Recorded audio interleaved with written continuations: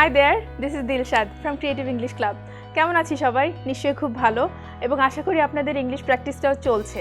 ঠিক তেমনি আগের মতোই টাইমলাইন ফলো করেই নিশ্চয়ই করছি এবং আজকে last part that means perfect continuous tense নিয়ে আমরা আলোচনা করব, কিন্তু সেই আগের মতোই টাইমলাইনটা ফলো করব। প্রথমে ফিউচারে ভাববো, তারপর সেটা প্রেজেন্টে করব, তারপর সেটা অতীত হয়ে যাবে, দ্যাট মিন্স পাস্ট হয়ে যাবে।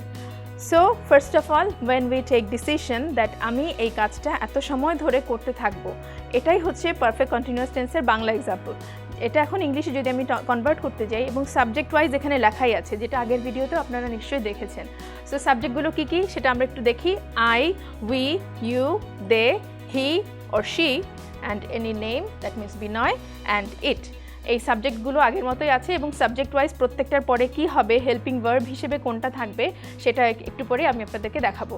সো ফিউচারে যখন আমরা ডিসিশন নেই যে আমি একটা সময় ধরে নভেল পড়তে থাকবো, নভেল মিন্স উপন্যাস, যে আমি ঘুমানোর আগ পর্যন্ত উপন্যাস পড়তে থাকবো, এবং সেটা যখন আমরা এভাবে বলতে যাব ইংলিশে, যখন এটা করতে থাকবো, কিভাবে বলবো? I will have been reading the novel before falling asleep. So এখানে কি অ্যাড হবে? ফিউচারে যেহেতু এটার সাথে একটা উইল হবে অ্যান্ড হ্যাভ হবে, দ্যাটস ইট। সো প্র্যাকটিস করি আমরা একটু। I will have been reading the novel before falling asleep. We will have been reading the novel before falling asleep. You will have been reading the novel before falling asleep.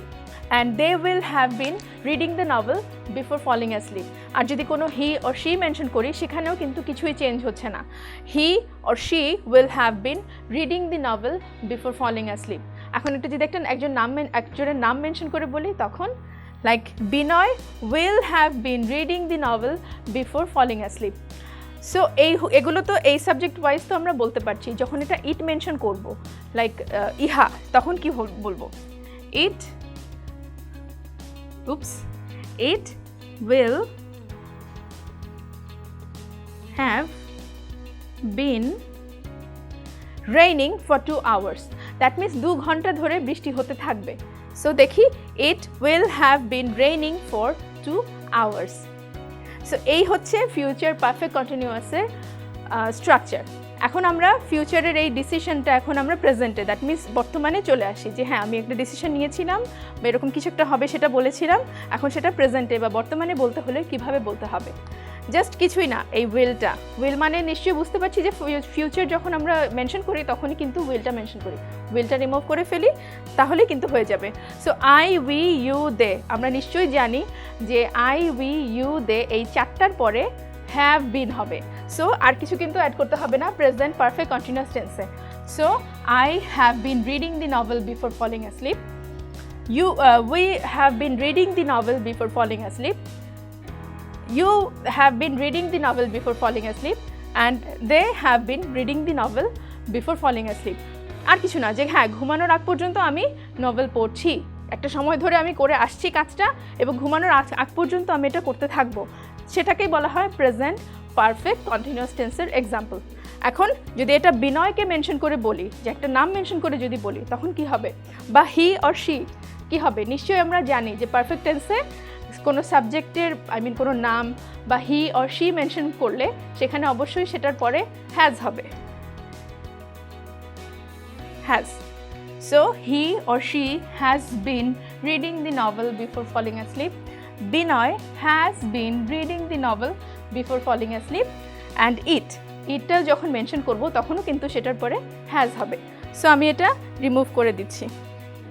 War is the duster? Oh, there it is. So, it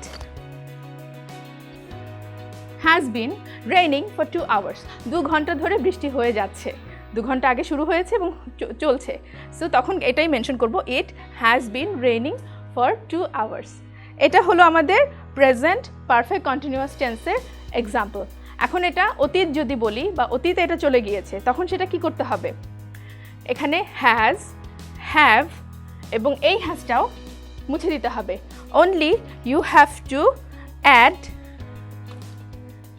had, আর কিছু না।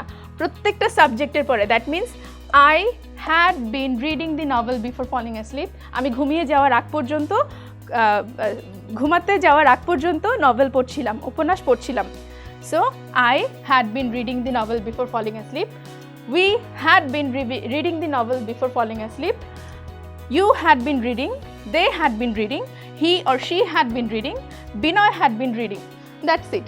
আর কোনো object বা কোনো ইট mention করে যখন বলবো সেখানেও কিন্তু it had been.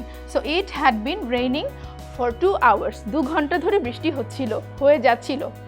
So perfect continuous টেন্সের আশা করি আপনারা বুঝতে পেরেছেন স্ট্রাকচারগুলো কিভাবে ফিউচারে কিভাবে মেনশন করতে হয়, প্রেজেন্টে কিভাবে মেনশন করতে হয় এবং পাস্টে কিভাবে মেনশন করতে হয়। অ্যান্ড এভাবে কিন্তু আপনারা খুব সহজে আপনাদের প্রতিদিনের কাজগুলো বা আপনারা ফিউচারে যে কাজটা করতে থাকবেন অনেক সময় ধরে, প্রেজেন্টে কিভাবে কাজগুলো মানে বর্তমানের কাজগুলো কিভাবে কত সময় ধরে বলতে থাকবেন, করতে থাকবেন, সেটা কিভাবে বলবেন, বা অতীত হয়ে গেলে যে আমি এতটা সময় ধরে এই কাজটি করছিলাম। ফর এক্সাম্পল যদি আপনারা আপনাদের কাজের সাথে মিলিয়ে কিছু মেনশন করতে চান, for example logo design, like yes I have bin designing a logo for 2 hours, আমি 2 ঘন্টা ধরে একটা লোগো ডিজাইনের কাজ করছি। এভাবে কিন্তু আপনারা আপনাদের কাজেরটা মেনশন করতে পারেন। ক্লায়েন্টকে যখন বলবেন, ফর এক্সাম্পল ক্লায়েন্ট হয়তো বিরক্ত হয়ে জিজ্ঞেস করলো যে কী করছিলে তুমি, বা আমার কাজটা কি হচ্ছে, then you can say yes I have been working on your logo or I have been working on your website for 2 hours, আমি 2 ঘন্টা ধরে তোমার ওয়েবসাইটের কাজ করছি। তাহলে কিন্তু আপনার ক্লায়েন্টও কিন্তু আপনার উপর একজন মানে নির্ভরশীল হতে পারবে যে yes my freelancer is working for me, এবং তার কাজ সে খুব সুন্দর করে নিজের মতো করে কাজটা করছে।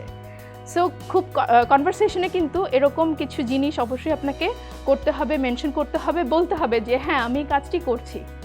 সো আশা করি খুব সহজেই আপনারা বুঝতে পেরেছেন টেন্সের ফরম্যাটটা, এবং যারা এই ভিডিওটি প্রথমবারের মতো দেখছেন তাদেরকে বলবো আরও 3টা ভিডিও বা আমাদের এই টেন্সের আগের সিকোয়েন্সের ভিডিওর লিঙ্কগুলো ক্যাপশনে দেওয়া আছে, আশা করি দেখবেন এবং সেখান থেকে বুঝে নেবেন, টেন্সের কনফিউশনগুলো দূর করবেন।